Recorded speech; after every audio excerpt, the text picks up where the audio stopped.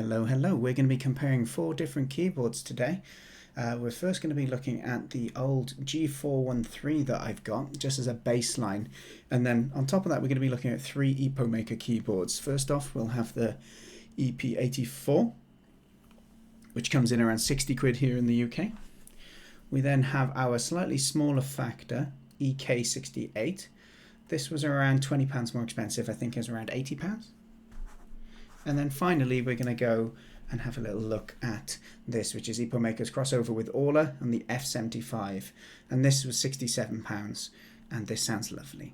So let's have a little listen to them. I'll stop talking, you folks can listen, and hopefully this helps people understand the different sounds between them. I'll give some commentary at the end.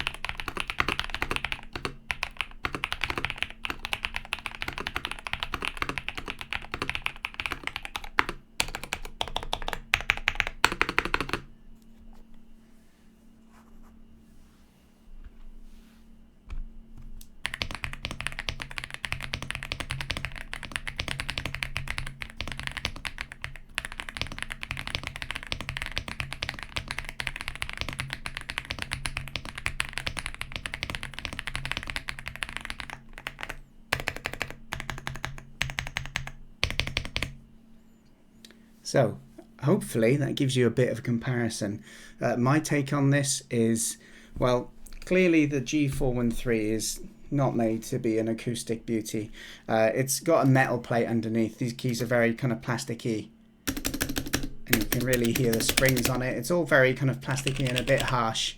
But I like the look of it when I got it, and it's been a fine enough keyboard. But I really wanted to get a smaller form keyboard, and my delete key kept double keying, which was really annoying while coding, so definitely needed to move away from that.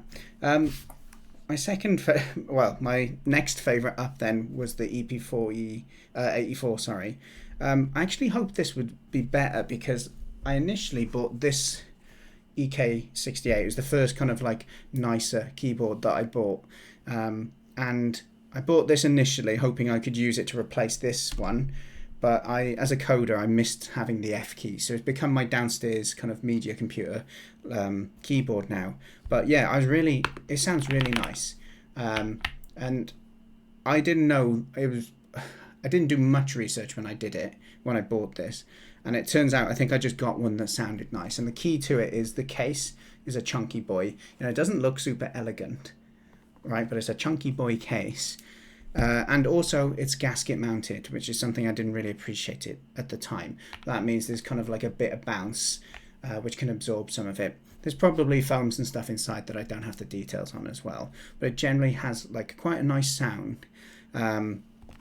So when I got the EP84, this one, I thought maybe this one would sound kind of similar to that, but I've got the F keys, and I kind of like the compactness of having all of the the delete, home, end keys and the likes. However, yeah, it just compared to it sounds very kind of plasticky and thin and cheap. Really doesn't have a similar kind of richness to it. So just to compare.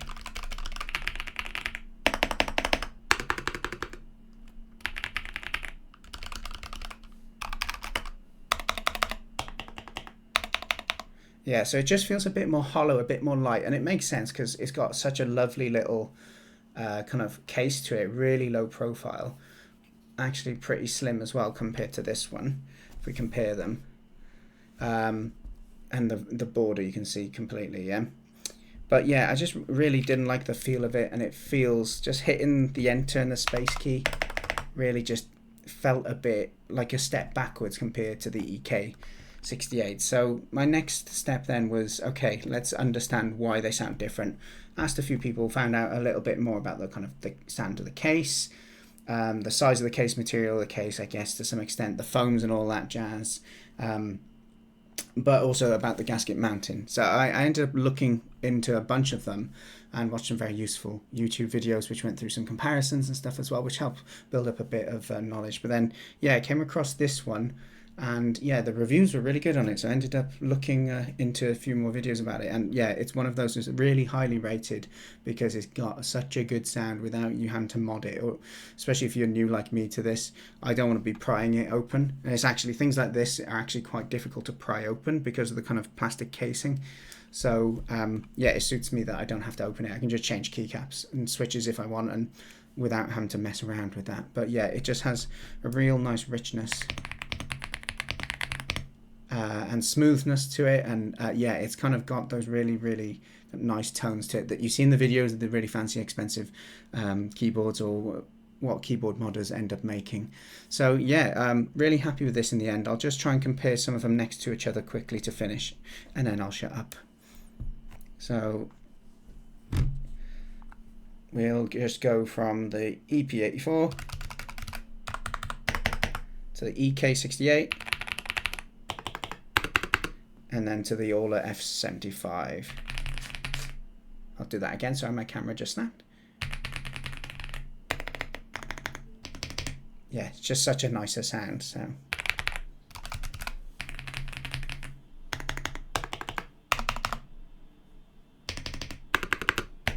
I think those space bars and enters really just kind of help accentuate the difference between them. But anyway, hopefully this is helpful to people trying to learn a little bit more about the different sounds of it, and if it helps you make a decision and find a keyboard that you like, then isn't that lovely? You have a great day, everyone. Bye bye.